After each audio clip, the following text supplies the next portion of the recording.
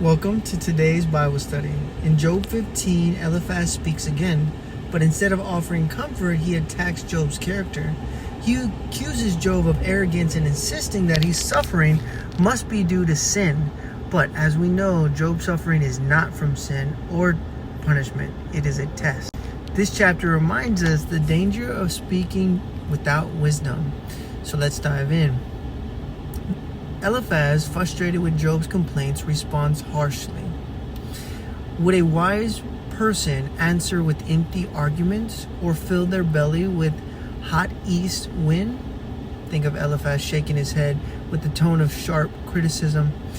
He accuses Job of pride, as if Job thinks he knows better than God.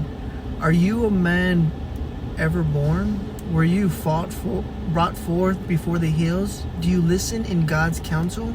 Instead of offering comfort, Eliphaz paints Job as arrogant and untouchable. Even he claims, your own mouth condemn you, not mine. Your own lips testify against you. Job listening with his eyes filled with sorrow, and his friends turn against him. Then Eliphaz describes what happens to the wicked men, clearly implying that Job is one of them. As his days, the wicked man suffered torment. Ruthless men all throughout the years store up for him. This message is clear. Job is, if you are suffering, it's because you deserve it. But there's a problem. Job's suffering wasn't because of sin.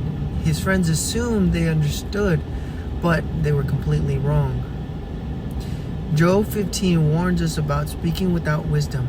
Eliphaz thought he was defending God, but instead he was misrepresenting him. He believed that suffering was always a result of sin, but Job's story shows us that suffering can serve a greater purpose. How often do we, like Eliphaz, assume that we know someone's story? How often do we rush to judgment instead of offering compassion? Job needed understanding and not accusation. So today, let's commit to being people who listen, love, and with love instead of assuming that we all have the answers.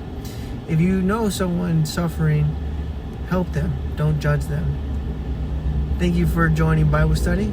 We'll see you next time as we continue the book of Job.